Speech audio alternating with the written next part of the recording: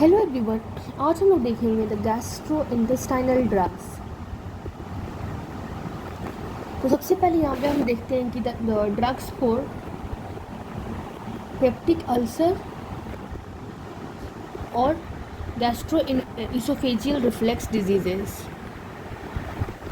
ठीक है, तो पहले हम देखते हैं पेप्टिक अल्सर।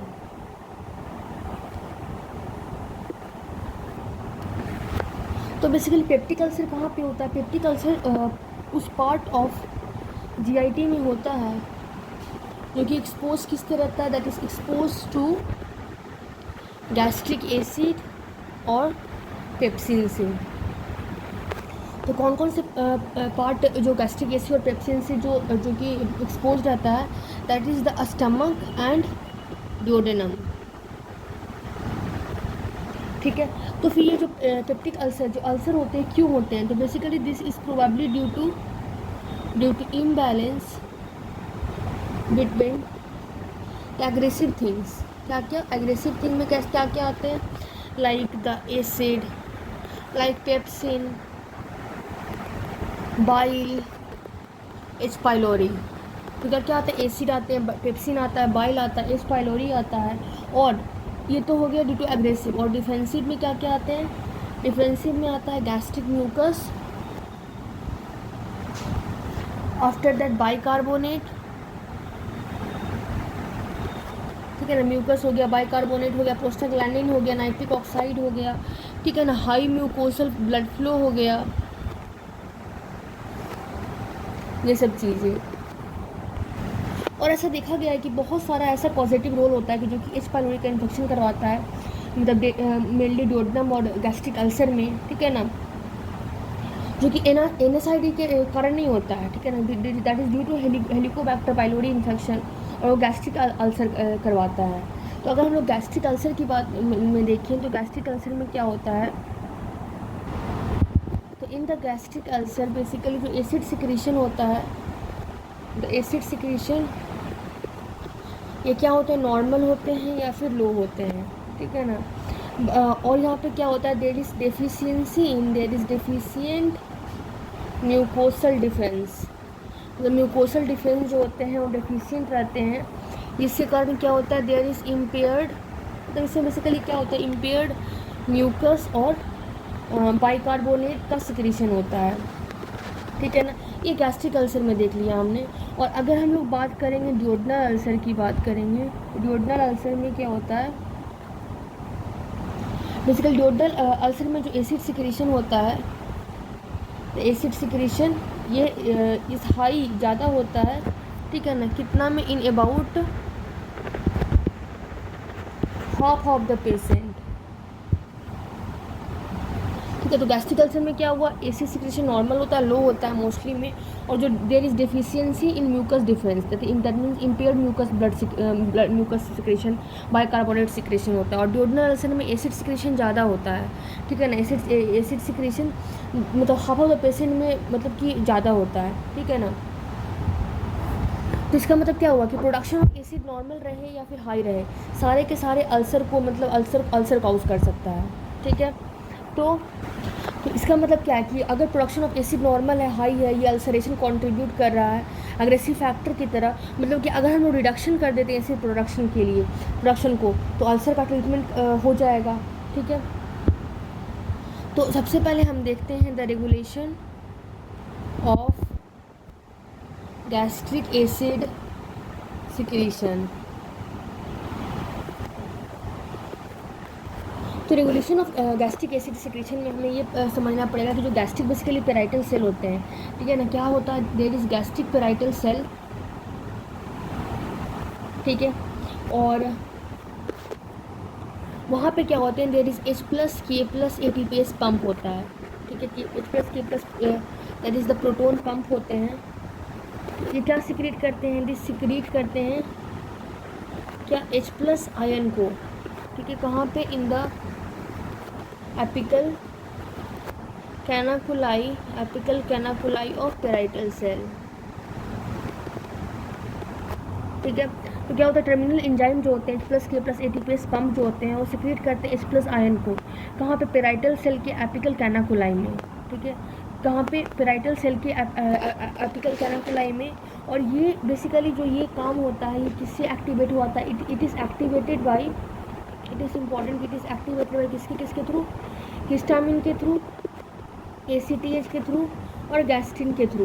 ये कैसे क्यों एक्टिवेट होता है, क्योंकि ये एक्ट करता है, एक्ट देयर ऑन रिसेप्टर, जो कि कहाँ पे लोकेटेड होते हैं, that is located on basolateral membrane of this cell. ठीक है, तो क्या बोल रहा है, जो गैस्ट्रिक पैराइटल सेल का जो मैकेनिज्म है कि वहाँ पे होते हैं H+ K+ ATPase, उसको बोलते हैं प्रोटॉन पंप। ठीक है ना, जो कि H+ आयन को सिक्रीट करते हैं, ठीक है ना, पैराइटल सेल से। और एक्टिवेट किससे होते हैं, हिस्टामिन से, गैस्ट्रिन से, ACTH से, जिसके अपने रिसेप्टर होते हैं कहाँ पे, बेसोलेटरल मेम्ब्रेन ऑफ द सरफेस पे। ठीक है ना, और ये बेसिकली तीनों जो हैं, ठीक है ना, हिस्टामिन, ACTH और गैस्ट्रिन, ये तीनों क्या है, physiological, they are the physiological secretagogues होते हैं। ठीक है ना, हिस्टामिन जो होता है बेसिकली H2 रिसेप्टर पे एक्ट करता है। ठीक है ना, और ये बेसिकली डोमिनेंट रोल प्ले करता है। और जो अदर टू होते हैं, ठीक है, गैस्ट्रिन और ACTH, partly directly role play करता है, मतलब कि हिस्टामिन को रिलीज़ करवाने में। कहाँ से, फ्रॉम पैराक्राइन ECL सेल्स, उसको हम लोग बोलते हैं हिस्टामिनोसाइट्स। तो मतलब लिख देते हैं कि जो बेसिकली जो हिस्टामिन की बात करेंगे तो यहाँ पे जो H2 रिसेप्टर होते हैं, जो H2 रिसेप्टर के पास जो हिस्टामिन एक्ट करते हैं, ये बेसिकली क्या करते हैं, इनका डोमिनेंट रोल होता है, it has the dominant role. Okay, और जो अदर टू और होते हैं, two, that is the gastrin and the ACTH, इनका क्या होता है, ये रिलीज़ करते हैं, they cause the release of histamine, कहाँ से, from the paracrine ECL cell से। ठीक है, जिसको हम लोग क्या बोलते हैं, हिस्टामिनोसाइट्स। ठीक है, और ये कहाँ पे लोकेटेड होता है, they are located in oxyntic cell. ठीक है, ये तो हमने देख लिया। फिर H2 रिसेप्टर जाके क्या करता है, तो बेसिकली जो H2 रिसेप्टर होते हैं वो एक्टिवेट करते हैं किसको, H+ K+ एंड ATPase को। कैसे, ये जनरेट करवाते हैं, they generate the cyclic AMP। ठीक है ना, और CCK2, ठीक है, इसको बोलते हैं कोलियोसिस्टोकाइनिन। ठीक है ना, और इससे ये बेसिकली H+ रिसेप्टर जो होते हैं H+ K+ ATPase को एक्टिवेट करवाते हैं। ठीक है ना, जनरेट करते हैं cyclic AMP, CCK2 muscarinic and gastrin cholecystokinin, और ये एक्टिवेट करवाते हैं, that is the called as phospholipase A2, sorry phospholipase C, phospholipase C को। और फॉस्फोलाइपेज C जो होते हैं IP3 और DAG पाथवे से क्या करते हैं, ठीक है, कैल्शियम+2 का जो इंट्रासेलुलर स्टोर है कैल्शियम+2 का, उसको एक्टिवेट कर देते हैं। और ये जो कैम मीडिएटेड प्रोटीन पंप है एक्टिवेशन, ये मतलब कैल्शियम+ को भी इन्वॉल्व कर रहा है, इसका मतलब। ठीक है, और उसके बाद ये बोलते हैं कि सिक्रेटो मोटर रिस्पॉन्स जो है, ठीक है ना, तो ये गैस्ट्रिन और कोलिनर्जिक एगोनिस्ट के कारण होता है, that is due to presence of cyclic AMP। क्यों, due to the H2 activation के कारण, जो साइक्लिक AMP जनरेट हुआ उससे कारण होता है। ठीक है ना, उसके बाद हिस्टामिन जो होता है, हिस्टामिन होता है वो क्या करता है, पार्टिसिपेट करता है किसमें, पार्टिसिपेट इन एसिड, ठीक है ना, रिस्पॉन्स टू गैस्ट्रिन और ACTH का भी। ठीक है, तो हिस्टामिन क्या पार्टिसिपेट करता है, मतलब एसिड का रिलीज में, ठीक है ना, गैस्ट्रिन से, ACTH से। ठीक है ना, और H2 जो एंटागोनिस्ट होता है वो सिर्फ और सिर्फ हिस्टामिन को नहीं सिक्रेट करता है, बट जो ACTH है, ठीक है ना, जो गैस्ट्रिन है, कोई भी सिक्रेटरी स्टिमुलस से सबको ये मतलब स्टॉप करता है। इसके बाद गैस्ट्रिन जो होता है वो एंट्रम से भी सिक्रेट होता है। कैसे, in response to rise in antral, जब pH में राइज होता है, ठीक है ना, फूड कॉन्स्टिट्यूएंट में, स्पेशली पेप्टाइड हो गया, ठीक है ना, वेगली मीडिएटेड रिफ्लेक्स हो गया, जो कि इन्वॉल्व करता है गैंग्लियोनिक सेल को, ठीक है, एंट्रिक नर्वस सिस्टम का। तो ये सब जो एंट्रिक नर्वस सिस्टम वाला जो गैंग्लियोनिक सेल है, जो पेप्टाइड है, जो फूड कॉन्स्टिट्यूएंट है, जो एनल pH है, ये बेसिकली क्या करवाता है, गैस्ट्रिन का रिलीज करवाता है। ठीक है ना, गैस्ट्रिन सिक्रेटिंग G सेल से। ठीक है, और ये एसिटाइलकोलिन को भी मतलब उसमें इलोबरेट कर देता है, ठीक है। और जो डोमिनेंट मस्कुरानिक रिसेप्टर हैं जो कि मीडिएट करते हैं वेगल रिस्पॉन्स को, एमोन टाइप सब टाइप का है, और इसका जो लोकेशन है गैंग्लियोनिक सेल में, ठीक है ना, मतलब इट इज़ नॉट इम्पॉर्टेंट, ठीक है। उसके बाद जो पेराइटल सेल होते हैं, जो ईसीएल सेल होते हैं, ठीक है, उसमें जो मस्कुरानिक रिसेप्टर होते हैं वो M3 टाइप का होता है, और वेगस रिलीज करता है एसिटाइलकोलिन को, ठीक है ना, ईसीएल सेल के पास और जी सेल के पास। और देन उससे क्या होता है, जो वेगल इफेक्ट एग्जर्ट होता है कहाँ पे, हिस्टामिन पर और गैस्ट्रिन पर। उसके बाद हमने ऐसे इसको हम लिख भी सकते हैं कि जो गैस्ट्रिन होते हैं बेसिकली, द गैस्ट्रिन जो होते हैं वो कहाँ से सिक्रेट होते हैं, gastrin that is secreted from antrum, ठीक है, किसके रिस्पॉन्स में, in the response of enteral का पीएच के रिस्पॉन्स में, ठीक है ना, फूड कॉन्स्टिट्यूएंट के रिस्पॉन्स में, ठीक है, जैसे कि पेप्टाइड हो गया। उसके बाद अगर कोई वेगली मीडिएटेड रिफ्लेक्स होता है किससे, ENS से, उससे, ठीक है ना। उसके बाद क्या होता है, जो पोस्ट गैंग्लियोनिक जो ENS होता है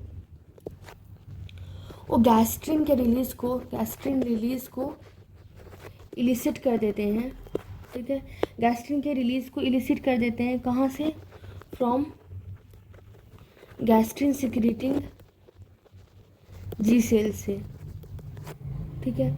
और ACTH के रिलीज को ये मतलब ये करते हैं। और जो डोमिनेंट जो मस्कुलानिक रिसेप्टर जो वेगल रिस्पॉन्स को है वो M1 टाइप का होता है, और जो ECL में और पेराइटल सेल में M3 टाइप का होता है, और वेगल सेल ये सबको स्टिमुलेट करके रिलीज़ करवाता है एसिड को। उसके बाद हम देखते हैं प्रोस्टाग्लैंडिन का रोल। तो जो प्रोस्टाग्लैंडिन की हम बात करेंगे तो इसको हम लोग बोलते हैं दिस हैव द साइटोप्रोटेक्टिव, क्या होते हैं, इनका प्रोटेक्टिव रोल होता है कहाँ पे, इन गैस्ट्रिक म्यूकोसा में प्रोटेक्टिव रोल होता है, ठीक है ना। कैसे, ये एगुमेंट करते हैं, प्रोस्टाग्लैंडिन क्या करते हैं, ये एगुमेंट करते हैं किसको, म्यूकस और बाइकार्बोनेट के सिक्रेशन को, SCO3 माइनस सिक्रेशन का, ठीक है ना। उसके बाद जो प्रोस्टाग्लैंडिन होता है उनके साइटोप्रोडक्टिव रोल होता है। कैसे, इसका रोल होता है मतलब गैस्ट्रिक म्यूकोसा में किस चीज़ के लिए, ये म्यूकस और बाइकार्बोनेट सिक्रेशन को बढ़ा देता है, कहाँ से, from the gastric mucosal epithelial cell से, ठीक है। और जैसे ही सिक्रेशन होता है जो गैस्ट्रिक म्यूकस हो जाता है ट्रांसफॉर्म कर जाता है इनटू एड्रेंजिल लाइक फिल्म, ठीक है, ओवर द म्यूकोसा, जो ये क्या करता है मतलब कि जो उसको ट्रैप कर लेता है SCO3 माइनस, म्यूकस जो होता है वो SCO3 माइनस को ट्रैप कर लेता है। तो इसमें बेसिकली क्या होता है, the mucus trap the SCO3 minus, ठीक है, आयन, और ये प्रिवेंट करता है क्या से, न्यूट्रलाइजेशन कर देता है, ठीक है ना, मतलब बैरियर, प्रिवेंट मतलब कि बैरियर की तरह काम करता है किसको, 2H+ आयन, ठीक है। और ये ऑल्सो क्या काम करता है, ये काम करता है as a sealed, work as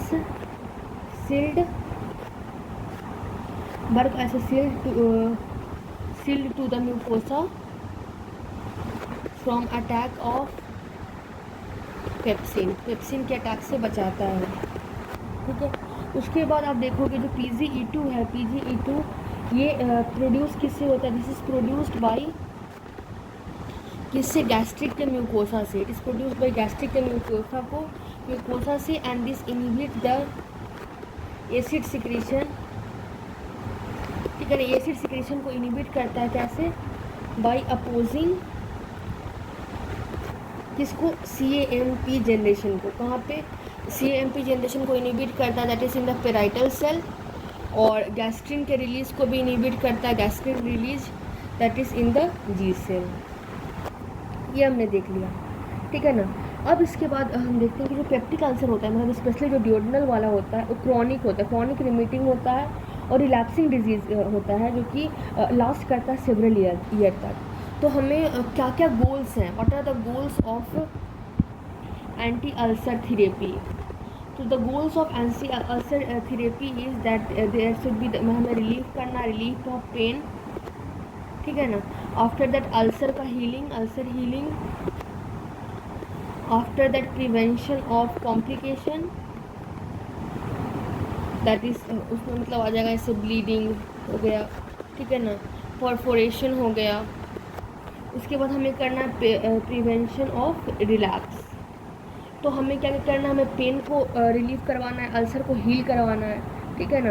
उसके बाद हमें कॉम्प्लिकेशन से बचाना है, ठीक है, मतलब कॉम्प्लिकेशन मतलब ब्लीडिंग से, परफोरेशन से, ठीक है ना, और हमें रिलैप्स से प्रिवेंट करना है, ठीक है। तो हम क्या क्या ड्रग्स देते हैं, drugs that is drug for peptic ulcer, ठीक है। तो हम ड्रग्स की बात करेंगे तो सबसे पहले है कि the gastric acid secretion inhibitors, ठीक है। तो सबसे पहले क्या है, गैस्ट्रिक एसिड सिक्रीशन इनिबिटर्स। इसमें हम देखेंगे सबसे पहले होते हैं H2 एंटीहिस्टामिन। क्या होते हैं, H2 एंटीहिस्टामिन। और इसमें क्या क्या आते हैं, द नेम इज़ लाइक सिमिटाडीन क्या है, सिमिटाडीन, रैनिटिडीन, ठीक है ना, देन फैमोटिडीन, जितने भी डीन वाले हैं, ठीक है, रोक्साटिडीन एंड लॉफुटिडीन। तो क्या क्या आ गया, सिमेटिडीन, रैनिटिडीन, फैमोटिडीन, रॉक्साटिडीन एंड लेफ्यूटिडीन। क्या क्या, सिमेटिडीन, रैनिटिडीन, फैमोटिडीन, रॉक्साटिडीन एंड लॉफ्यूटिडीन, ठीक है, ये आ गया एक। और दूसरा में आता है दैट इज़ द एंटीकोलिनर्जिक, क्योंकि एंटीकोलिनर्जिक भी सिक्रेशन को स्टॉप करवाएगा, ठीक है ना। H2 एंटीहिस्टामिन भी, H2 एंटीहिस्टामिन देख लिया हमने, H2 blocker, cimetidine, ranitidine, famotidine, रॉक्साटिडीन, लाफुजुल्टीन। और एंटीकोलिनर्जिक में क्या आ जाएगा, दैट इज़ द पिरेंजेपिन, उसके बाद प्रोपेंथिलीन, देन ऑक्सीफिनोनियम। तो क्या हो जाएगा, पिरांजिपिन, एक भी याद रख ले तो पिरांजिपिन, प्रोपेंथिलियम, ऑक्सीफिनोनियम, पिराम्पेजिन, ठीक है, ये हो गया। फिर हम एक हम लेंगे कि जो कि प्रोटॉन के जो पंप है उसको इनहिबिट करने वाले, तो that is the proton pump inhibitors. इसमें से कौन कौन सा आ जाएंगे, प्रोटॉन पंप इनहिबिटर्स में आ जाएंगे जैसे ओमेप्राजोल, एस्मोपेराजोल, ठीक है ना। इसमें एक क्या, पैंटोप्राजोल, रैप्रोप्राजोल, जितने भी प्राजोल वाले हैं, ठीक है ना, ओमेप्राजोल, ओमेप्राजोल, पैंटोप्राजोल, लैंसोप्राजोल, रैपेप्राजोल, ठीक है ना, ये हो गया। अब ये तो प्रोटॉन पंप इनहिबिटर हमने देख लिया। इसके बाद हम देखते हैं that is the prostaglandin analogue. क्यों, क्योंकि हमें वो भी देकर के हम सिक्रेशंस को कम कर सकते हैं, ठीक है ना। तो इसमें आ जाएगा प्रोस्टाग्लैंडिन का मीसोप्रोस्टोल। क्या हो जाएगा, प्रोस्टाग्लैंडिन एनालॉग में मीसोप्रोस्टोल, ठीक है। ये हमने एक गैस्ट्रिक एसिड के सिक्रेशन को बंद करने वाला दवा हमने देखा। नाउ सेकेंड एक मेडिसिन आता है that is the gastric acid neutraliser, जो न्यूट्रलाइज कर सके, ठीक। इसमें दो आते हैं, एक होता है सिस्टमिक और एक होता है नॉन सिस्टमिक। अगर वो सिस्टमिक की बात करेंगे तो इसमें आ जाएगा कौन कौन से, सोडियम बाइकार्बोनेट, और एक आ जाएगा क्या, सोडियम सिट्रेट। तो क्या क्या आ गया, सोडियम बाइकार्बोनेट हो गया, सोडियम सिट्रेट हो गया। नॉन सिस्टमिक में क्या क्या क्या हो जाएंगे, मैग्नीशियम हाइड्रोक्साइड, ठीक है ना, देन कैल्शियम कार्बोनेट, ठीक है, मैग्नीशियम हाइड्रोक्साइड, कैल्शियम कार्बोनेट, ये हो जाएगा। फिर थर्ड में क्या हो जाएगा, हम देखते हैं that is the ulcer protective. अगर हम अल्सर प्रोटेक्टिव की बात करें तो इसमें आ जाएगा सुक्रालेफेट, ठीक है ना। और एक आता है CBS that is colloidal bismuth subcitrate, ठीक है। अल्सर से प्रोटेक्ट करने वाला कौन से, सुक्रालेफेट एंड कोलोइडल बिस्मथ सबसिट्रेट। उसके बाद आता है फोर्थ नंबर में that is the anti H pylori drug. Anti H pylori drug में क्या, जो मतलब एच पाइलोरी को जो किल कर सके, that is the amoxicillin, then clarithromycin, ठीक है ना, टेट्रासाइक्लिन, टिंडाजेनोल, ठीक है ना, CBS कोलोइडल बिस्मथ सबसिट्रेट भी इसमें आता है, ठीक है। तो अब हम लोग सबसे पहले हम लोग देखते हैं that is the H2 antagonist. क्या देखने जा रहे हैं, H2 एंटागोनिस्ट, ठीक है। तो ये सबसे पहला इफेक्टिव ड्रग है किसके लिए, एसिड पेप्टिक डिजीज़ के लिए, ठीक है ना, जिसको हम लोग प्रोटॉन पंप इनहिबिटर्स भी बोलते हैं, ठीक है ना। और ठीक है, ये क्या है, पहला ड्रग है जो कि हाईली इफेक्टिव होता है किसके लिए, एसिड पेप्टिक डिजीज़ के लिए। तो H2 एंटागोनिस्ट मतलब आप समझ रहे हो कि हिस्टामिन के एक्शंस को ब्लॉक कर देगा, तो मतलब ये रिलीज़ नहीं होगा एसिड। तो this is the highly effective H2 antagonist is highly effective drug इसके लिए फॉर एसिड पेप्टिक डिजीज़ के लिए, ठीक है ना। बट अभी प्रोटॉन पंप इनहिबिटर से ये सरपास्ड हो गया है, ठीक है ना। और द एग्जांपल्स आप देख सकते हो, जैसे मैंने बताया था सिमेटिडीन, रैनिटिडीन, फेमोटिडीन, रॉक्साटिडीन, लेफुटिडीन, ठीक है। अब जब H2 ब्लॉकेज होता है तो फर्स्ट इज द क्या H2 ब्लॉकेज में क्या होता है कि जो जितने भी क्लिनिकली का यूज जो H2 ब्लॉकर है सबके सब क्या कॉम्पिटिटिव एंटागोनिस्ट है, किसका, हिस्टामिन का, ठीक है। किसके ऊपर H2 रिसेप्टर पे, ठीक है ना। तो H2 जो ब्लॉकर है, H2 ब्लॉकर वो क्या है basically, they are competitive antagonist है, they are the competitive antagonist of histamine, किसके लिए, फॉर H2 रिसेप्टर के लिए, ठीक है ना। बट हम और पर्टिकुलर हर एक में देखेंगे कि जो फैमोटिडीन है वो क्या है, एंटागोनिज्म है। और जो फैमोटिडीन का जो एंटागोनिज्म है वो पार्सली नॉन कॉम्पिटिटिव है, क्योंकि वो स्ट्रॉन्ग बाइंड करते हैं H2 रिसेप्टर के साथ, ठीक है ना। और ये जो drug block histamine induced gastric secretion है, ठीक है ना। तो हम सेकेंड में देखते हैं H2 ब्लॉकेज देख लिया। सेकेंड में क्या है कि गैस्ट्रिक जो सिक्रेशन को कैसे ये कंट्रोल करता है, तो गैस्ट्रिक सिक्रेशन में आगे हम देखते हैं। तो जो इन विवो एक्शन है H2 ब्लॉकर का, ये क्या है, marked inhibition of gastric secretion है। तो व्हाट कि इन विवो एक्शन जो होता है किसका, ऑफ H2 ब्लॉकर का, वो क्या है, that is the marked inhibition, that is the inhibition of gastric secretion का इनहिबिशन करना, ठीक है ना। जितने भी फेजेज है, बेसिकली 4 फेज होते हैं गैस्ट्रिक सिक्रेशन के, ठीक है ना, बेसल, फाइजिक, न्यूरोजेनिक, गैस्ट्रिक, ठीक है ना। सिक्रेशन उस सप्रेस हो जाते हैं डोज के डिपेंड पे, ठीक है ना। जो बेसल नॉक्टर्नल एसिड सिक्रेशन मतलब सबसे कम्प्लीटली होते हैं, ठीक है। और जो सिक्रेटरी रिस्पॉन्स है, not only histamine but all other मतलब स्टिमुलाई, ठीक है, ACTH, gastrin, insulin, alcohol, food सब एटेन्यूएट हो जाते हैं। तो इसका मतलब ये क्या दिखा रहा है कि मतलब ये एम्पलीफाइड रिस्पॉन्स दिखा रहा है अदर सिक्रेटोजेंस का। जो वॉल्यूम ऑफ गैस्ट्रिक जूस है, पेप्टिक कंटेंट है, इंटेस्टिक फैक्टर सिक्रेशन है, सब के सब कम हो जाते हैं। लेकिन सबसे ज़्यादा कम क्या होते हैं, एसिडिक सिक्रेशन कम होते हैं, ठीक है। तो यहाँ पे लिख सकते हो गैस्ट्रिक सिक्रेशन में क्या होगा कि जो वॉल्यूम ऑफ गैस्ट्रिक जूस है, volume of gastric juice, the pepsin content और इंट्रिंसिक फैक्टर सिक्रीशन सब क्या होते हैं, ऑल रिड्यूस हो जाते हैं। बट सबसे ज़्यादा किस पे होते हैं, बट मोस्टली जो एसिडिक सिक्रीशन है वही, सही बात है, ठीक है।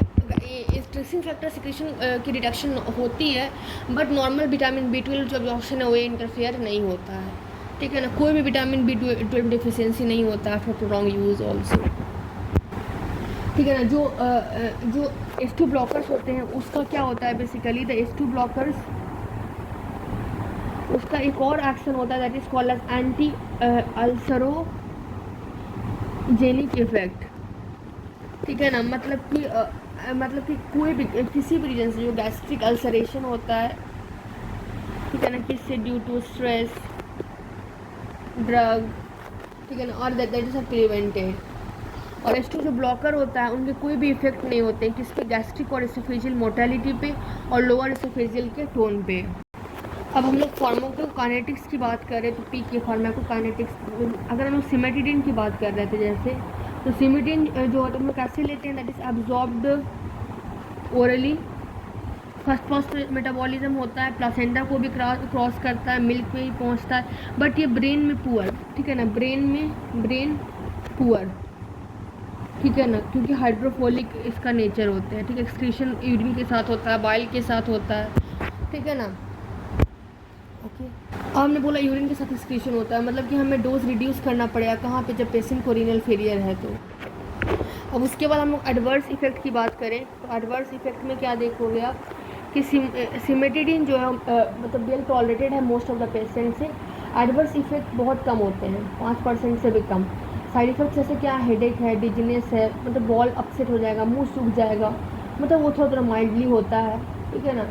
और अगर वो हाई डोज अगर दे देंगे, ठीक है ना, हाई डोज दे देंगे तो hallucination, confusion, bradycardia, cardiac arrhythmia, cardiac arrest भी हो सकता है, ठीक है ना।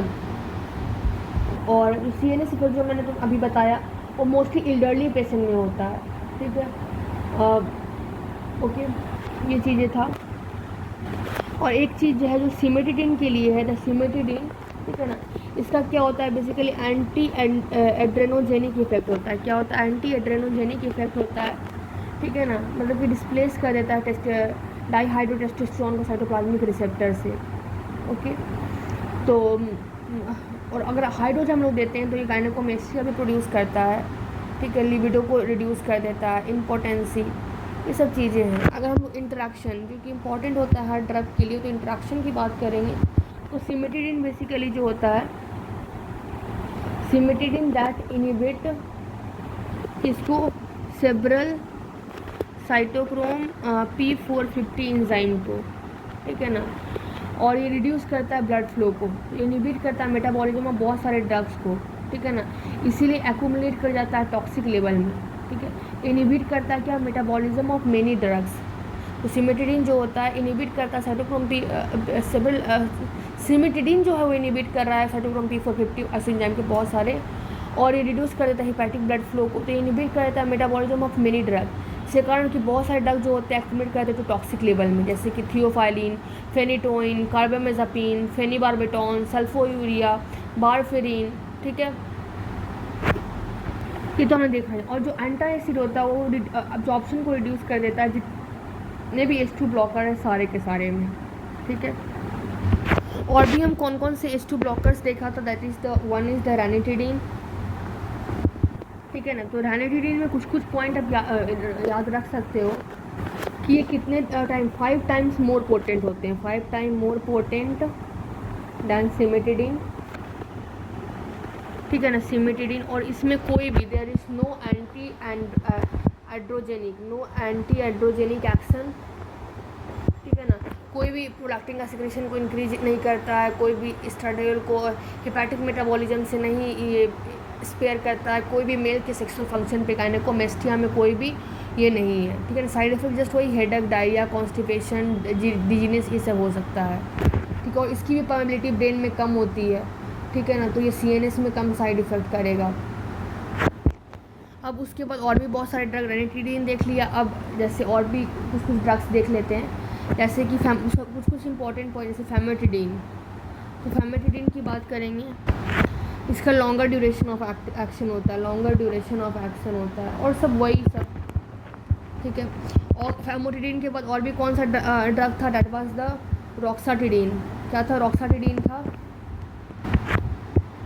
ठीक है। तो ये भी जैसे रैनिटिडीन है उसी की तरह है, बट ये ट्वाइस पोटेंट है, ट्वाइस एज पोटेंट और लॉन्गर एक्टिंग है दैन रैनिटिडीन।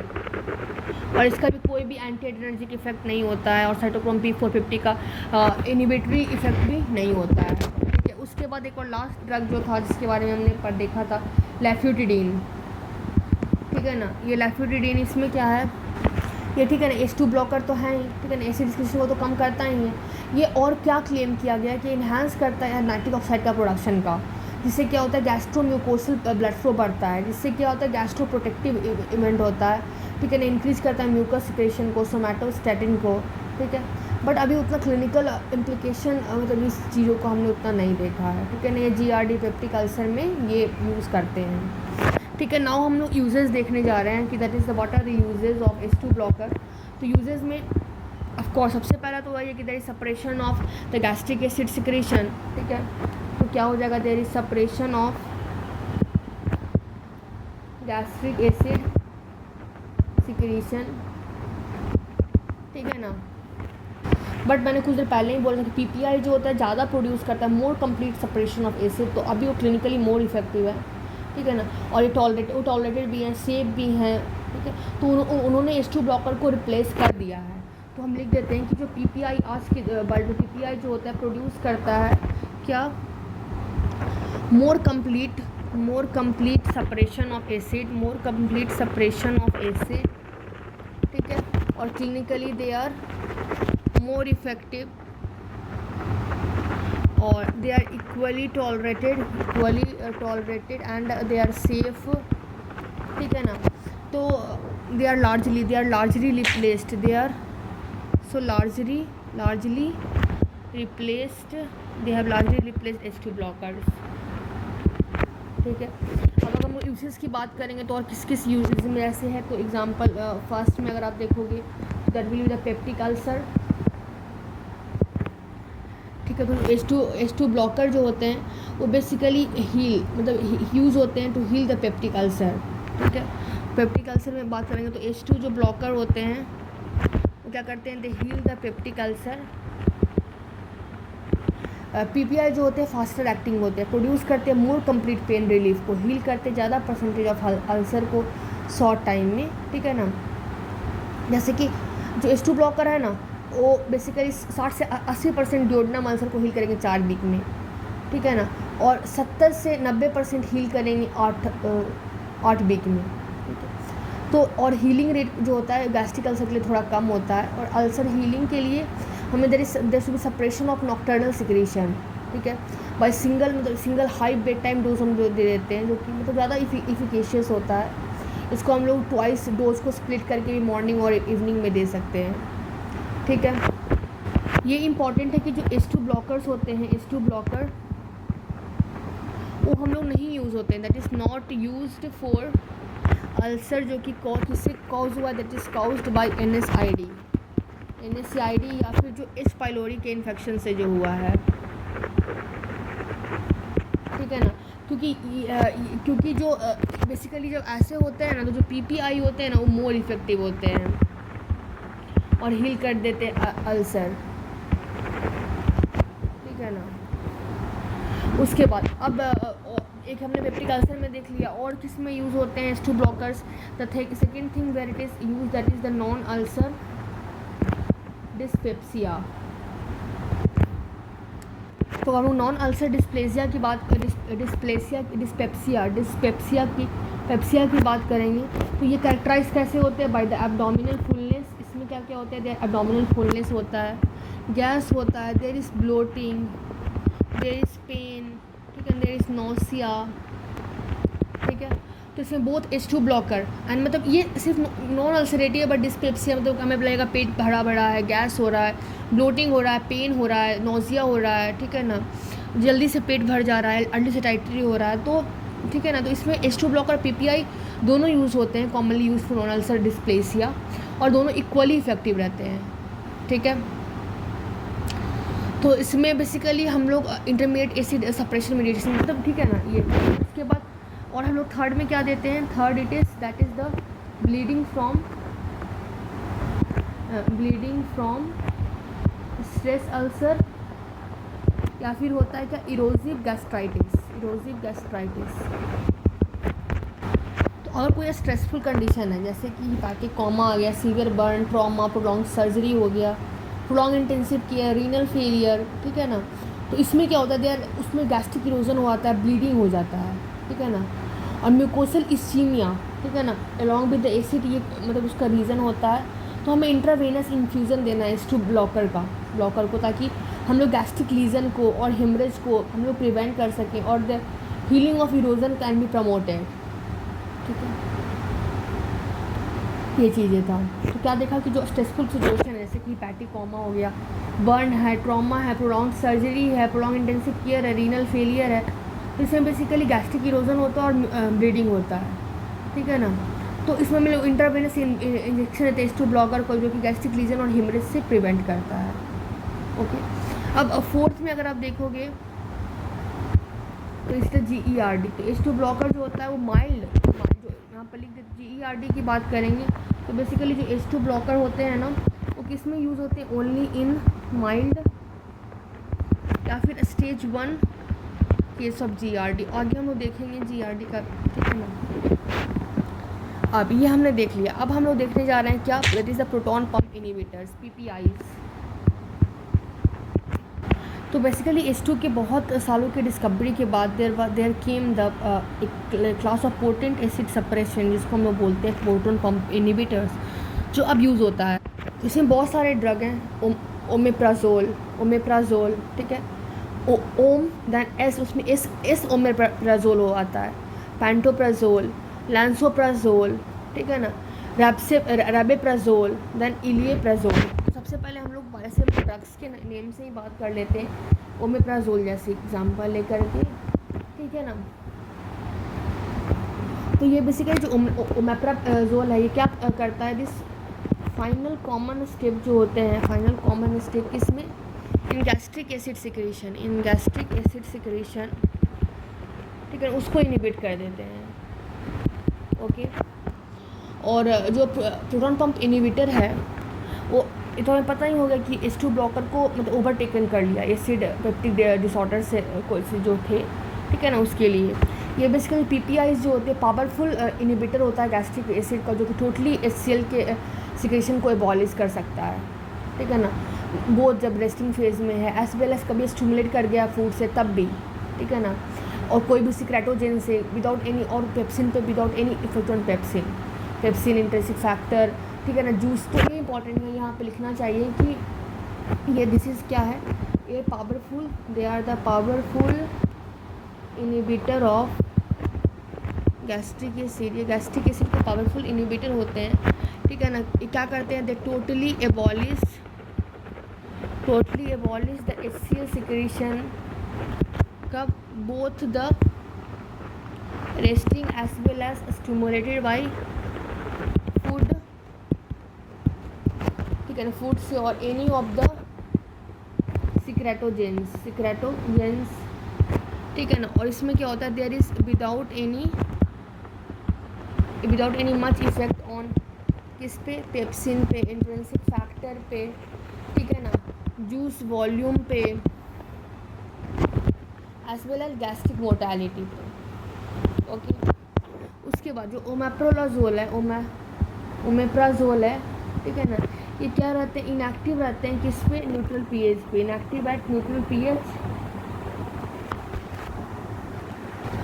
बट जैसे पीएच 5 से कम होता है, ठीक है ना, तो ये बेसिकली जाके जो K+ ATP जो एंजाइम है वहाँ पे जाके कोवैलेंटली बॉन्ड कर जाते हैं और उसको इरिवर्सिबली इनएक्टिवेट कर जाता है, ठीक है। और ये ऑल्सो इनहिबिट करता है गैस्ट्रिक के म्यूकोसल कार्बोनिक हाइड्रेज को। उसके बाद अब हम लोग देखते हैं फार्माकोकाइनेटिक्स।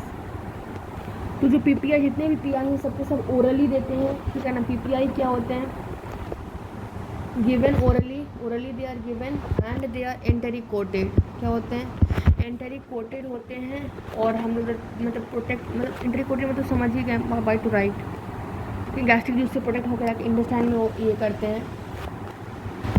और इसको हमें कैसे लेना है, that has we have to take in empty stomach, हमें एम्प्टी स्टमक में लेना है, ठीक है ना, जब केवल 10% प्रोटॉन पंप एक्टिव रहता है, मतलब कि ठीक। उसके बाद हमें 1 घंटे के बाद 1 आवर के बाद हमें मील लेना है, जो कि then there will be the activation of H+ K+ ATPase pump, ठीक है। और उस टाइम में क्या होगा, जो पीपीआई होंगे वो मैक्सिमल होंगे, ठीक है। और उसके बाद जो ओमेप्राजोल है, हाई प्रोटीन बॉन्ड होते हैं और ये लीवर में मेटाबोलाइज होते हैं, ठीक है ना, CYP2 C19 में, CYP3 A4 में, ठीक है। और ये मेटाबोलाइट जो होकर के उसको एक्सक्रीट होते हैं यूरिन में। अब हम देखते हैं इसके एडवर्स इफेक्ट में देखते हैं। तो जो प्रोटॉन पंप इनहिबिटर्स होते हैं, पीपीआई जो होते हैं, प्रोड्यूस करता है क्या, minimal side effect. What it produce, they produce minimal side effect, adverse effect. और ये वेरी सेफ ड्रग होते हैं, they are the very safe drug, ठीक है। Nausea, loose stool, headache, abdominal pain, muscle joint pain, ठीक है ना, ये सब इनफ्रिक्वेंट होते हैं। कोई भी हार्मफुल, ये भी इंपॉर्टेंट है कि there is no harmful effect of किसका, पीपीआई ड्यूरिंग द प्रेगनेंसी, ठीक है। इसमें तो और भी ड्रग्स हैं, जैसे कि मैंने इसके इंटरेक्शंस भी हम कुछ देख लेते हैं। तो इंटरेक्शंस इसमें क्या होगा कि जो ओमेप्राजोल है, ठीक है ना, जो ओमेप्राजोल है वो क्या करता है, ये इनहिबिट करता है, this inhibit the oxidation of certain drug, उसको ड्रग्स के ऑक्सीडेशन को इनहिबिट करता है, जैसे कि डाइज़ेपाम, फेनिटोइन, वारफेरिन, ठीक है। तो उसके ऑक्सीडेशन को कम करेगा ओमेप्राजोल, तो उसका मतलब इसके लेवल्स बढ़ जाएंगे, ठीक है ना। और इंटरफेयर भी करता है, ठीक है ना, एक्शन ऑफ क्लोपिडोग्रेल, क्योंकि इनहिबिट करता है CYP2C19 को, ठीक है ना। और चूँकि ये मतलब और ये भी इम्पोर्टेंट है कि ये क्या करता है, दिस रिड्यूस द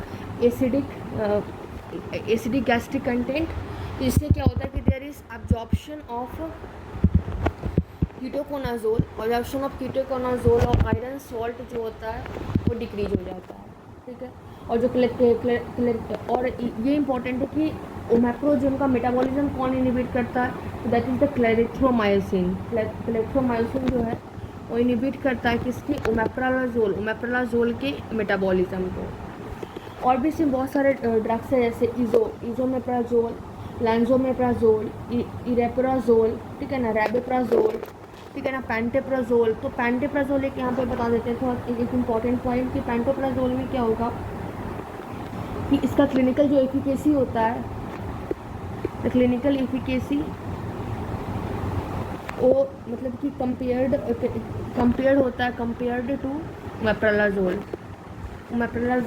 ठीक है ना। और ये मोर स्टेबल होता है, मोर एसिड स्टेबल होता है, ठीक है। ये है। अब हम लोग यूजेस देखेंगे पीपीआई का, यूजेस ऑफ पीपीआई। तो सबसे पहले तो यूज़ होता है पेप्टिक अल्सर में। कहाँ पे पेप्टिक अल्सर में यूज़ होता है, अगर हम लोग पेप्टिक अल्सर की बात करें तो इसमें जो पीपीआई होते हैं, पीपीआई ये मतलब कि पीपीआई जो होते हैं पेप्टिक अल्सर में रिकमेंडेड होते हैं। इसलिए एग्जांपल आप देख सकते हो, ओमेप्राजोल ये 20 से 40 ग्राम हमें दे सकते हैं, ठीक है। और ज़्यादा इफेक्टिव होता है दैन H2 ब्लॉकर, हमें 1 से 2 दिन में पेन रिलीव हो जाता है, ठीक है।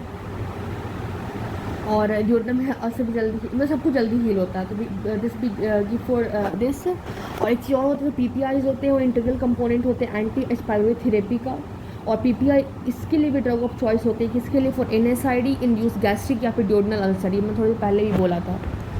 और इसमें ये खासियत है कि हम NSAID यूज़ कर रहे होंगे तब भी डिस्पाइट यूजिंग द NSAID ये अल्सर को हील कर देगा, ठीक है।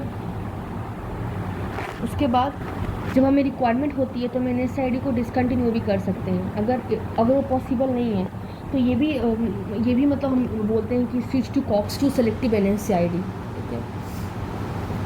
ये चीज़ें होंगी। और इसमें आंसर्स की कॉम्प्लिकेशन जैसे परफोरेशन, ब्लीडिंग सब रिड्यूस हो जाते हैं। This one the first thing.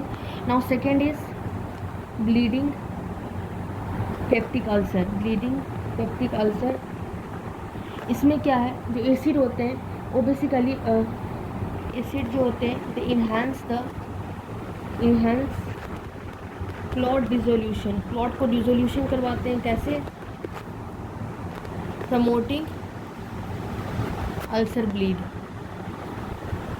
मतलब एसिड जो होते हैं इन्हांस करवाते हैं क्या, क्लॉट के डिसोल्यूशन को, ठीक है ना, और प्रमोट करवाते हैं अल्सर के ब्लीड को। तो क्या हुआ, एसिड जो होते हैं इन्हांस करवाता है क्लॉट को डिसॉल्व कर देते हैं और अल्सर से ब्लीडिंग होता है। तो हम सेपरेशन करते हैं गैस्ट्रिक एसिड को, तो उससे क्या होगा, क्लॉट का जो फॉर्मेशन जो क्लॉट जो फॉर्मेशन हुआ है उसमें से जो ब्लड लॉस है उसको कम हो जाएगा। तो इससे क्या होगा, there will be separation, when there will be separation of gastric acid, the separation of gastric acid that will facilitate the reduced blood loss, ठीक है। उसके बाद और हम अगर जैसे हाई डोजेस दे देते हैं, हाई डोज पीपीआई, पेंटाप्राजोल, एस्मोप्राजोल, तो ये क्या करता है, इनहिबिट करता है गैस्ट्रिक एसिड को और रिड्यूस करता है रीब्लीडिंग को, ठीक है।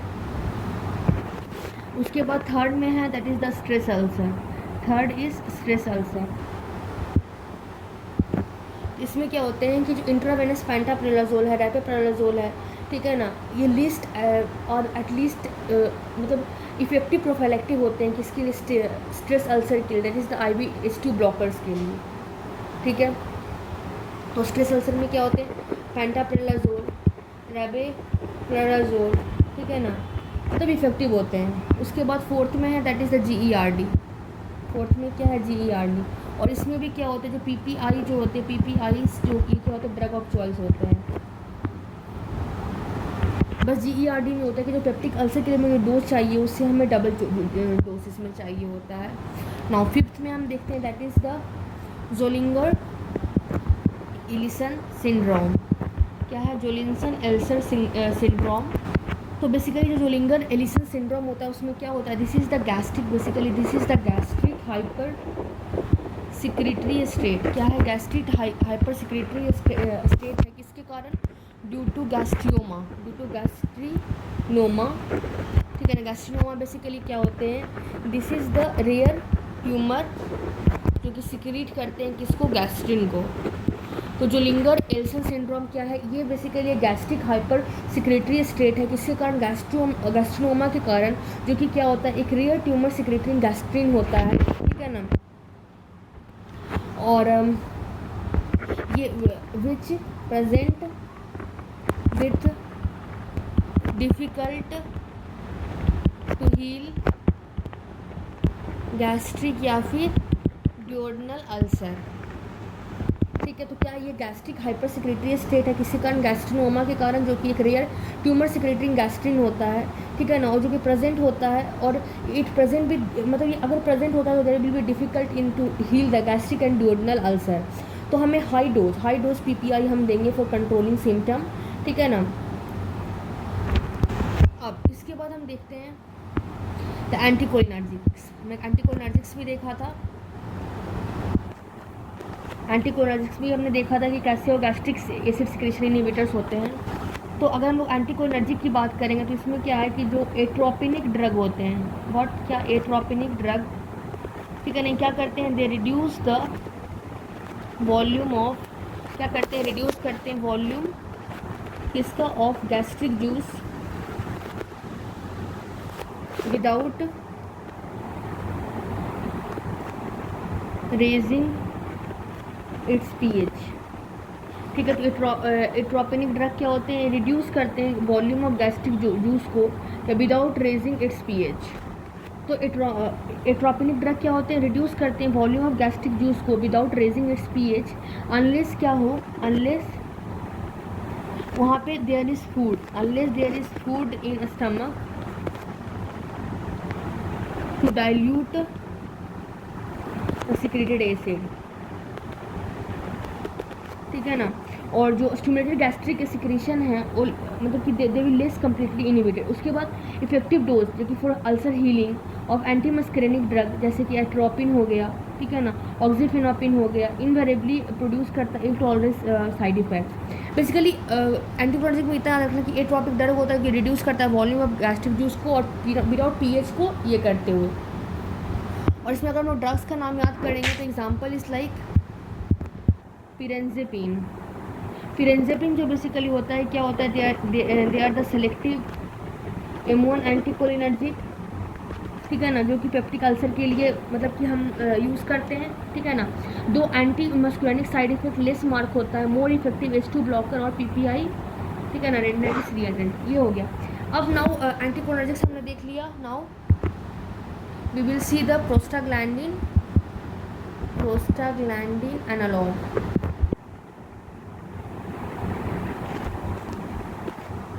तो प्रोस्टाग्लैंडिन एनालॉग में क्या होता है, जो PGE2 होते हैं और PGIT होते हैं, ठीक है ना, कहाँ से प्रोड्यूस होते हैं, they are produce in gastric mucosa. ये कहाँ पे गैस्ट्रिक म्यूकोसा, और ये सर्व करते क्या करते हैं, प्रोटेक्टिव रोल, ठीक है ना, it is serve as protective role, this serve as protective role किसके लिए, by inhibiting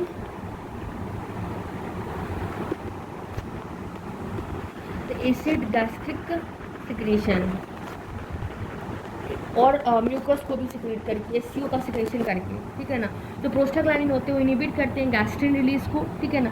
mucosal blood flow को बढ़ा देते हैं, मतलब कि उनका बेसिकली साइटोप्रोटेक्टिव एक्शन होता है। हाउएवर इनका एबिलिटी, ठीक है ना, ये म्यूकस लेयर कवर करते हैं गैस्ट्रिक और ड्यूडल म्यूकोसा को, इट्स बफर्ड बाई SCO3-, ठीक है।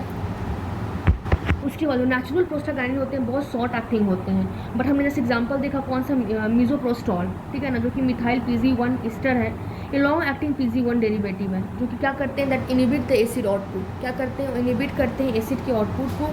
तो क्या करते हैं, एसिड आउटपुट को कम करते हैं, दे इनिबिट द एसिड आउटपुट। और बहुत सारी प्रॉब्लम है जो कि यूज़ ऑफ मीजोप्रोस्टॉल से होता है, जैसे कि डायरिया होता है, abdominal cramp, एबॉर्शन भी हो सकता है, ठीक है ना। तो ये चीज़ें हैं। तो प्राइमरी इंडिकेशन जो मीजोप्रोस्टॉल का है वो क्या है, prevention and treatment of NSAID associated G gastrointestinal therapy और ब्लड लॉस, ठीक है। अब इसके बाद हमने प्रोस्टाग्लैंडिन एनालॉग्स के बाद और भी हमने कौन कौन सा देखा था जो कि हम लोग यूज़ कर सकते हैं, that is the now we have written the anti acid, इसमें कि हम लोग systemic non systemic anti acid देखे। तो अगर हम लोग एंटी एसिड की बात करें तो ये बेसिकली क्या होता है, this is the basic drug. क्या होता है, मतलब this is the basic substance, ठीक है ना। और ये क्या करते हैं, ये न्यूट्रलाइज कर देते हैं, दे न्यूट्रलाइज द गैस्ट्रिक एसिड। क्या करते हैं, न्यूट्रलाइज कर देते हैं गैस्ट्रिक एसिड को, और ये रेस करते हैं what, pH of gastric content को। गैस्ट्रिक कंटेंट है उसके pH को राइज कर देते हैं, ठीक है। और जो पेप्टिक एक्टिविटी है वो इनडायरेक्टली रिड्यूस हो जाता है अगर pH 4 से ऊपर राइज करता है, ठीक है, क्योंकि जो पेप्सिन होता है सिक्रीट होता है। तो हमने क्या देखा, एसी सब्सटेंस क्या होता है, बेसिक सब्सटेंस होता है जो कि न्यूट्रलाइज कर देता है गैस्ट्रिक के pH को, ठीक है ना। और रेस कर देता है pH ऑफ गैस्ट्रिक कंटेंट, मतलब pH को राइज कर देगा, मतलब बेसिक कंडीशन ला देगा। और पेप्टिक एक्टिविटी और रिड्यूस हो जाता है अगर pH 4 से ज़्यादा हो गया, क्योंकि पेप्सिन जो सिक्रीट होता है टर्मिनल मोटिलिटी में वो डिसोसिएट कर जाता है बिलो pH 5। तो ऑप्टिमम जो pH एक्टिविटी, जो ऑप्टिमम जो पेप्टिक एक्टिविटी जो होता है that is exerted, that is कितना से कितना बीच में, that is the pH 2 to 4 के बीच में होता है, ठीक है ना। ये इंपॉर्टेंट है कि जो एंटी एसिड है वो एसिड के प्रोडक्शन को डिक्रीज नहीं करता है, ठीक है ना। वो और क्या करता है, pH को 4 से ज़्यादा कर देता है। उसमें क्या हो जाएगा, there will reflex gastric release, ज़्यादा गैसिड सिक्रीट होगा, तो उससे क्या होगा, और एसिडिक हाइपर एक्टिविटी हो जाएगा, और ड्यूडनल अल्सर होने का चांस रहता है, एसिड रिबाउंड हो जाता है, और गैस्ट्रिक मोर्टेलिटी भी इंक्रीज हो जाता है। ये चीज़ें हैं, ठीक है। अब हम देखते हैं कि what are the systemic antacids and non systemic anti acid. तो here we will write the systemic antacid. Systemic antacid की बात करेंगे तो इसमें कौन कौन से आते हैं, जैसे कि सोडियम बाइकार्बोनेट NaCO3, ठीक है ना, ये वाटर सॉल्युबल होते हैं, इसका ड्यूरेशन भी कम होता है, ठीक है ना। और ये चीज़ें हैं। और भी आता है, एक आता है सोडियम बाइकार्बोनेट, एक आता है सोडियम सिट्रेट, ठीक है। उसके बाद सिस्टमिक का हमने देख लिया, फिर एक आता है नॉन सिस्टमिक एंटी एसिड, ठीक है। नॉन सिस्टमिक एंटी एसिड में आता है जैसे मैग्नीशियम हाइड्रोक्साइड, मैग्नीशियम ट्राइसैलिसेट, ठीक है ना, aluminium hydroxide gel, then calcium carbonate. इसमें बेसिकली अगर आप सिस्टमिक एंटी एसिड की बात करते हो जैसे सोडियम बाइकार्बोनेट में, तो ये बेसिकली वाटर सॉल्युबल होते हैं, ठीक है ना। वाटर सॉल्युबल होते हैं, तुरंत एक्ट इंस्टेंटली, बट इसका ड्यूरेशन ऑफ एक्शन जो होता है कम होता है, ठीक है। तो सोडियम कार्बोनेट क्या होता है, वाटर सॉल्युबल होते हैं, इंस्टेंटली एक्ट करता है और ड्यूरेशन ऑफ एक्शन कम होता है। इनमें बहुत सारे डिमेरिट्स है, क्योंकि अब्जॉर्ब होता है सिस्टमिकली, तो ये इंड्यूस करवा देता है अल्कलॉसिस को, ठीक है ना। और ये प्रोड्यूस करता है CO2 को, कहाँ पे, स्टमक में, जिससे there is distension, there is discomfort, there is belching, there is risk of ulcer perforation, ठीक है ना। एसिड रिबाउंड भी होता है बट ये शॉर्ट लास्टिंग होता है, ठीक है ना। उसके बाद ठीक है ना, मतलब ये जो सोडियम बाइकार्बोनेट की बात करेंगे तो ये बस treatment, heartburn treatment, symptomatic relief के लिए बस प्रोवाइड किया जाता है, ठीक है। और नॉन सिस्टमिक एंटी एसिड की बात करेंगे तो इसमें क्या होता है, ये इनसॉल्युबल होता है और पुअरली एब्जॉर्ब्ड बेसिक कंपोनेंट होता है, ठीक है। स्टमक में रिएक्ट करता है और बनाता है क्लोराइड सॉल्ट, ठीक है। इसके बाद इसमें आता है जैसे मैग्नीशियम हाइड्रोक्साइड की बात करेंगे तो इसका लो वाटर सॉल्युबिलिटी होता है, ठीक है ना। इसका एक्वा सस्पेंशन जो होता है मिल्क ऑफ मैग्नीशिया होता है, ओके। उसके बाद और भी मतलब सारे हैं बट इतने इंपॉर्टेंट नहीं है, ठीक है ना। इसमें एक आता है सिंड्रोम जिसको हम लोग बोलते हैं milk alkali syndrome, that we are going to look, that is the milk alkali syndrome. इसको जब अर्लियर डेज में क्या होता था, लार्ज अमाउंट ऑफ मिल्क, ठीक है ना, प्रिस्क्राइब किया जाता था विद ACSCO3, ठीक है, और NaCO3 पेप्टिक अल्सर के साथ, ठीक है ना। बट ठीक है ना, फिर बट बाद में क्या हुआ कि इसने एक कैरेक्टरिस्टिक सिम्टम प्रोड्यूस किया, हेडेक का, एनोरेक्सिया का, वीकनेस का, एब्डोमिनल में डिस्कम्फर्ट हुआ, कैल्शियम डिपॉजिट हो गया रीनल स्टोन में, हाइपर कैल्सीमिया में और अल्कलोसिस में, ठीक है। तो अब ये नहीं करते, तो इसी को हम बोलते थे milk alkali syndrome. Now we are going to look some of the antacid combinations हम लोग देखने जा रहे हैं। तो हम लोग बेसिकली 2 और मोर एंटासिड को फ्रिक्वेंटली कंबाइन करके हम लोग यूज़ करते हैं और इसका सुपीरियर एक्शन होता है, ठीक है। जैसे एक में हम लोग देखेंगे fast, that is the magnesium hydroxide plus slow, that is the aluminium hydroxide, ठीक है, ये हो गया। फिर एंटासिड कॉम्बिनेशन में क्या हो जाएगा, मैग्नीशियम सॉल्ट जो होते हैं बेसिकली ये लैक्सेटिव होते हैं। क्या होते हैं, लैक्सेटिव होते हैं, तो वो फिशेस को आराम से पास करवा सकता है। और जो एल्युमिनियम सॉल्ट होते हैं वो कॉन्स्टिपेटिंग होते हैं, ठीक है। तो कॉम्बिनेशन है मतलब एक दूसरे को इफेक्ट को नॉर्मलाइज करके और मूवमेंट को ये करते हैं, ठीक है ना। गैस्ट्रिक एम्प्टी इफेक्टेड नहीं रहता है, होता है इससे, ओके।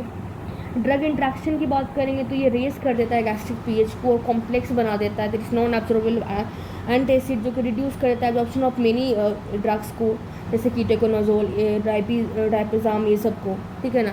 अभी इससे तो ठीक है, ब्लैक लिखने में यूज़ कहाँ पे करते हैं, क्योंकि ये तो कहीं फिर से एसिड को बढ़ा देता है ना। तो यूज़ भी आर गोइंग टू लुक, तो यूज़ में क्या क्या होंगे, हम यूज़ में जो एंटासिड है, एंटासिड्स होते हैं, एंटासिड, ठीक है ना। नो लॉन्गर हम लोग उसको यूज़ करते हैं, we no longer use for ulcer healing, peptic ulcer healing, ठीक है ना। क्योंकि they are because they are needed in as they are needed in large and frequent dose, ठीक है ना। और ये क्या करवा देता है ऊपर से, और ये एसिड का रिबाउंड कर देता है, because it cause acid rebound and bubble upset, ठीक है ना। तो हम लोग कहाँ पे यूज़ करते हैं, they are now employed only for pain relief, dyspepsia, acidity, ठीक है ना। बेसिकली ये मोस्टली सेल्फ प्रिस्क्राइब्ड है पेशेंट के थ्रू, ठीक है ना, as over the counter preparation, ठीक है ना। और एंटासिड नॉन अल्सर डिस्पेसिया में और minor episode of heartburn में कहाँ पे यूज़ होते हैं, that is in the non ulcer dyspepsia and the minor episodes of heartburn में। अगर हम लोग गैस्ट्रोइंटेस्टाइनल रिफ्लेक्स की बात करें तो एंटासिड जो होते हैं फास्टर रिलीफ सिंड्रोम करते हैं, ठीक है ना, दैन ड्रग जो कि इनहिबिट करते हैं एसिड सिक्रेशन, पर सस्टेन बेनिफिट प्रोवाइड नहीं करते, ऑफन ऑन एक्ट है फॉर एसिड हार्ट बर्न के लिए, ठीक है। इसके बाद हम देखते हैं now the ulcers protective, the next category of drug जो देख रहे थे that was the ulcer protectives. तो अल्सर्स प्रोटेक्टिव में 2 ड्रग थे, एक थे सुक्रालोफेट और एक कोलॉइडल बिस्मुथ सब्सट्रेट, ठीक है। तो सुक्रालोफेट पहले देखते हैं, दैट इज़ द सुक्रालोफेट। तो सुक्रालोफेट में बेसिकली क्या होता है, जो सुक्रालोफेट होते हैं ना वो ये बेसिकली क्रॉस लिंक, मतलब ये इसका एक क्या होता है, दे हैव द एक स्टिकी जेल लाइक कंसिस्टेंसी, क्या होता है इसके, there is sticky gel like consistency होते हैं, और ये प्रेफरेंशियली स्ट्रॉन्गली क्या करते हैं, एक अडहेयर कर देते हैं, adhere to ulcer base, basically example like in the duodenal ulcer, ठीक है ना, किसमें, ड्यूodenal अल्सर में, ठीक है ना। और वहाँ पे ऐसा हमने देखा है एंडोस्कोपिकली से, तो 6 आवर्स तक वहाँ पे वो सटे हुए रहते हैं, ठीक है ना। और फिर उसमें क्या होता है, वहाँ पे जैसे जो सरफेस प्रोटीन्स होते हैं वो अल्सर बेस प्रेसिपिटेट हो सकते हैं, ulcer base can be precipitate, ठीक है ना। और टुगेदर ये एक्ट कैसे करते हैं, ये प्रिवेंट करते हैं एसिड को, पेप्सिन को और बाइल को, ठीक है ना, कम इन द कॉन्टैक्ट। इससे फिर क्या करते हैं, it prevent acid, pepsin, bile to come in contact with ulcer base, ठीक है। और डाइट्री प्रोटीन जो होते हैं वो भी कोट करके डिपॉजिट कर लेते हैं, ठीक है ना, तो इस तरह से प्रोटेक्ट करते हैं। जो सुक्रोलाफेट होते हैं उसका कोई भी एसिड न्यूट्रलाइजिंग एक्शन नहीं होता है, बट हाँ ये डिले करते हैं गैस्ट्रिक एम्प्टी को, ठीक है ना, मतलब अपना ही खाना को स्टमक में रहने का प्रोलॉन्ग कर देते हैं, ओके। उसके बाद जो सुक्रोलाफेट है मिनिमली एब्जॉर्ब होता है ओरल एडमिनिस्ट्रेशन से, मिनिमली, ठीक है ना। ये इनका एक्शन जो होता है टोटली का टोटली लोकली होते हैं। ये प्रमोट करते हैं हीलिंग ऑफ बोथ डिओड्रेनल और गैस्ट्रिक अल्सर और हीलिंग एफिशिएंसी जो होता है, ठीक है ना। उसके बाद और भी इसमें आप देख सकते हो कि इनके साइड इफ़ेक्ट्स क्या होते हैं। साइड इफ़ेक्ट्स फ्यू होते हैं, कॉन्स्टिपेशन ये सब साइड इफ़ेक्ट्स होते हैं, ओके। और ड्राई माउथ, नोजिया और अदर यूजेस किस में होते हैं, ऐसे बाइल रिफ्लक्स में, गैस्ट्राइटिक्स में, स्ट्रेस अल्सर में, ठीक है। उसके बाद एक चीज़ और होते हैं कि द इंटरेक्शंस, तो we will look the interaction कि जो सुक्रालोफेट होते हैं बेसिकली, जो सुक्रालोफेट होते हैं वो क्या करते हैं, एब्जॉर्ब कर लेते हैं मेनी ड्रग्स को, बहुत सारे ड्रग को एब्जॉर्ब कर लेते हैं। तो ये क्या करते हैं, दे इंटरफेयर विद एब्जॉर्प्शन, किसके एब्जॉर्प्शन के लिए, tetracycline, fluoroquinolones, then cimetidine, then phenytoin, then digoxin, ठीक है, ये सब चीज़ें। तो ये किससे सुक्रालोफेट जो है एब्जॉर्ब कर लेते हैं बहुत सारे ड्रग्स को, तो इंटरफेयर करते हैं एब्जॉर्प्शन में टेट्रासाइक्लिन के, फ्लोरोक्विनोन को, सिमेटिडीन को, फेनिटोइन को, डिजॉक्सिन को, ठीक है, ये चीज़ें था। उसके बाद आता है that is the CBS, that is the colloidal bismuth subcitrate. तो ये बेसिकली क्या होता है, ये बेसिकली वाटर सोल्यूबल होता है, ठीक है ना, वाटर सोल्यूबल होता है, ठीक है।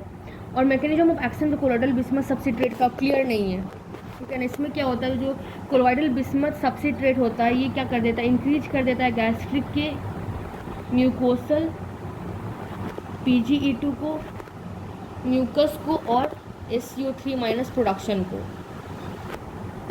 और क्या कर देता है, ये प्रेसिपिटेट कर देता है म्यूकस की ग्लाइकोप्रोटीन को, ठीक है। और कोट कर देता है, कोट द अल्सर बेस, और डिटैच करता है और इनिबिट करता है H. पाइलोरी को, डायरेक्टली ही इनिबिट कर देता है, ठीक है। अब now we are going to look the anti Helicobacter that is the pylori drug, ठीक है। तो अगर हम बात करें तो जो H. पाइलोरी होते हैं, H. पाइलोरी तो क्या होता है, they are the gram negative bacillus होता है, ठीक है। और इस तरह से अडेप्ट हो आते हैं कि सर्वाइव करते हैं हॉस्टाइल इन्वायरमेंट में, स्टमक का हॉस्टाइल इन्वायरमेंट में, ठीक है। ये अटैच कर जाते हैं कहाँ पे, सरफेस एपिथेलियम में, म्यूकस के पास, और प्रोसेस करते हैं बहुत ज़्यादा यूरेज एक्टिविटी, ठीक है। और प्रोड्यूस करते हैं अमोनिया जो कि मेंटेन करते हैं न्यूट्रल माइक्रो इन्वायरमेंट को अराउंड द बैक्टीरिया, ठीक है।